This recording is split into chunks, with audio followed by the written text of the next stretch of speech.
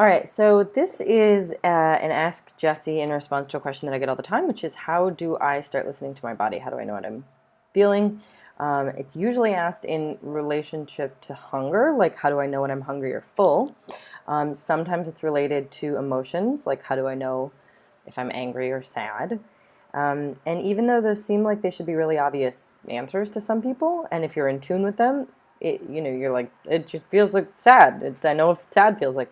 A lot of people aren't in tune with them for a variety of reasons, including the fact that those feelings are often invalidated, made to seem like they're the enemy, made to seem like they're bad or dangerous.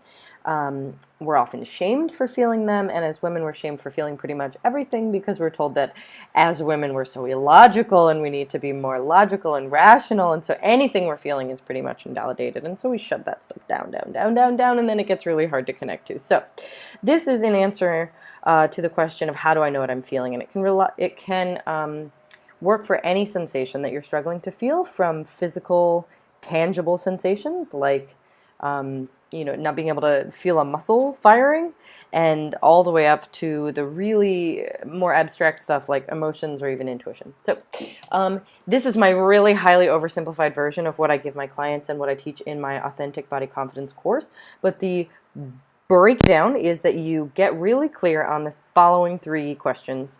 The first one is, how do you know you're feeling blank?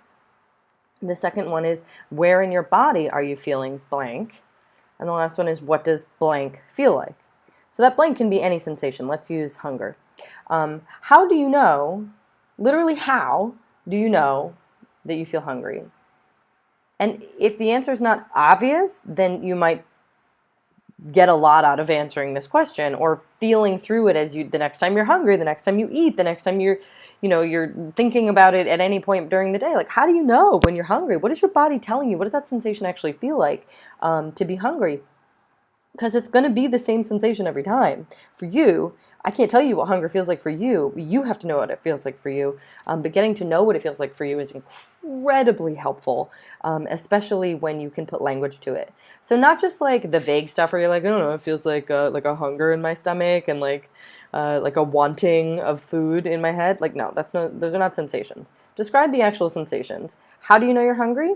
Maybe it's like a warm, achy, tight feeling in your stomach, or maybe it's in your head, maybe it's in your ears, maybe when you get hungry you have a buzzing in your feet. I don't know, but you have to decide that for yourself and actually describe it. So how do you know you're hungry? Where in your body do you feel the sensation of hunger, and what does that feeling feel like? Actually describe it in as specific and vivid language as you possibly can, and you'll get a lot out of that because you'll start to help your brain connect to the sensations of each thing you're trying to feel. If you do this for all of your sensations, you're going to be really way better off, and it'll be a lot easier to listen to your body. But start with the ones that you struggle with. So sadness, for example, like what if you struggle to connect with sadness? What does sadness feel like? And ask yourself the questions. How do you know when you're sad? Which is just like the most bizarre, trippy kind of question. How do you know when you're sad? Feels like it should be really obvious, but it's not. And literally describe where in your body you're sad. Interesting. And then what does that sadness actually feel like? Literally describe the sensations as specifically and vividly as possible. If you do this for all of the sensations that you're struggling to connect to, you'll notice it's a lot easier to find them. It's easier for your brain to connect to them, easier to notice them in more and more subtle shades, as opposed to like when you're screamingly hungry, that's like really obvious hunger. It's obviously easier to notice that than it is when you're just kind of hungry, versus when you're like just somewhere, just not hungry but not full. So those are much more subtle versions of similar sensations, but you'll get to know the difference if you tune in and ask yourself these questions.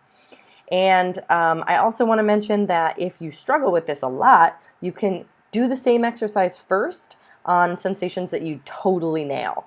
Like, how do you know when you have to pee? If you're really struggling with the hunger one and you're like, oh my God, how does anybody know anything? This is an impossible question. Start with a really concrete example of a sensation like having to pee, because it's much easier. Like pressure in my bladder, where do I feel that? In my bladder. It's a lot more concrete. So use concrete examples first, walk yourself through the steps, use exactly the same technique though, give yourself really specific language for your answers, and then move towards more abstract stuff. So start with something concrete that you know the answer to, and then move toward things that are really tricky, like hunger or sadness. And see how that goes. This is totally a trial and error process, but also really notice as you move through the world. It's not like flipping a light. It's more like tuning in a little bit more and a little bit more. Just notice that those sensations are louder. It's almost like you're dialing the volume up on them, so that when you go to tune into them, when you're like trying to find out what you need, you're like, I am freaking out right now. What's my deal? And you can check in with yourself. You're like, oh, that thing I'm feeling right now feels a bit like sadness. So then that information is available to you, and it's all via sensation. So this is the language your body speaks, sensation.